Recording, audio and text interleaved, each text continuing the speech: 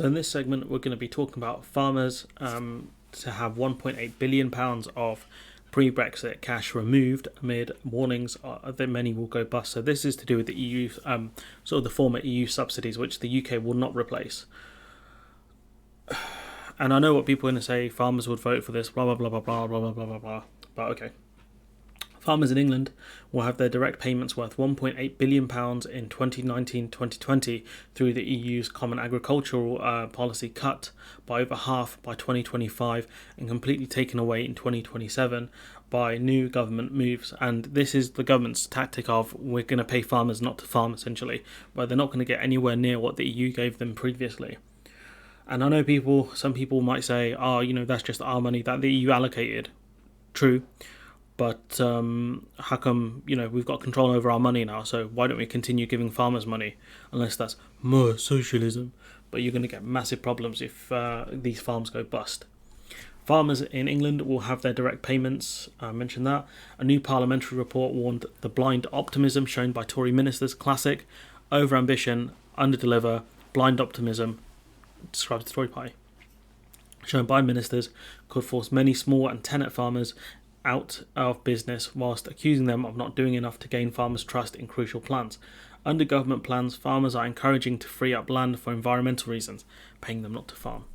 Higher prices, worse environment. So, but the report warned this means England would import more of its food, which causes issues with food security, cost and environmental damage, often from countries with poorer environmental standards, making the UK more dependent on food from abroad and making food prices more expensive, which again is very bad considering how bad the cost of living crisis is in the UK as is. The paper also warned that it is likely to lead farms getting bigger, which will in turn harm the environment against the government's hopes. So just a double-sided sword at this point. The Department for Environment and Rural Affairs, so this is Eustace's brief, is intending to match the £2.4 billion worth of subsidies given by the EU's Common Agricultural Policy to farms every year, but that is being cut significantly, so I don't know what he's talking about. Committee Chair, Tory MP Sir Geoffrey Clifton Brown said, "We have known we were replacing the cap since 2016 and we still have no clear plans, objectives or communications with those at the sharp end. Farmers is a multi-billion pound radical overhaul of the way land is used and more crucially food is produced in this country. The UK is also a large net importer of food and we heard evidence that the ELMS vague ambition to maximise the value of society of the landscape may in reality that mean it increases further, I think, cost of food. I think that's what it ends with. Point being is that, look, the situations we've had, 2016, so we had to say about 5-6 years to figure this out, and we haven't. This will be the 6th year, I think, really, to figure this out, and we just haven't. And this proposal, we've covered it before, but essentially you're paying farmers not to farm, which is just ludicrous, to be honest. Absolutely ludicrous. And you've got to think, we're going to be more reliant on other countries that are very far away, and it's going to do a lot of environmental damage. So any kind of CO2 you potentially get rid of by turning farms into nature areas, you're going to increase the CO2 generally in the world by importing more food, which is going to make the situation potentially worse than if you just farmed the food in the UK originally, not to mention it impacts jobs and other things. So it's just ludicrous. Used to saying farms earn better since Brexit, Tory minister insists. I mean, by what metric? Because for the most part, they're constantly talking about themselves having problems. Even Brexit backing farmers have talked about having problems and the culling of healthy animals. Meanwhile, Labour Shadow Environment Secretary Jim McMahon said the Tories are falling short on help for farmers with trade deals that undercut our rural businesses, leave them exposed and rightly feeling let down, which is true, especially with deals such as Australia and New Zealand.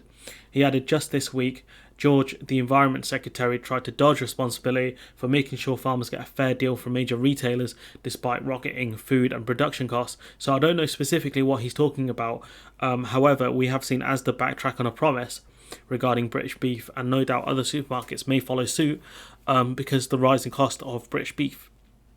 For our country to thrive, we need to see more food grown at home to a higher standard and through a sustainable process. But the government isn't listening. True, we need to grow as much food as we kind of can in the UK because that's what's important for food security. If you're reliant on other countries, if they have any problems, they're going to try and keep more food domestically, which will have a knock-on effect on us.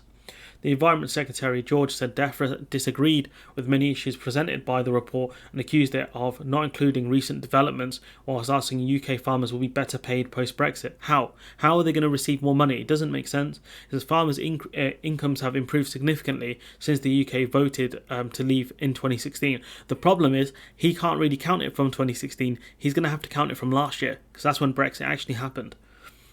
But it's not fully done yet anyways, but that's when Brexit really started last year. And there will never be a better time to improve the way we reward farmers, Eustace said. I mean, you're not rewarding them, you're punishing them. You're paying them not to farm, which is their whole thing. The whole point of a farm is to grow crops or rear animals. You're getting rid of the purpose of the farm. Honestly, George, mate, what is going on here? Your constant gaslighting is getting boring, pal. But Big George saying, "Oh, farmers are doing better off post-Brexit." Well, they're not really, are they? Constantly complaining, can't get the staff in, having supply chain problems across the board, rising costs. Farms are not doing great, rising energy costs as well. It's not a great situation for farms.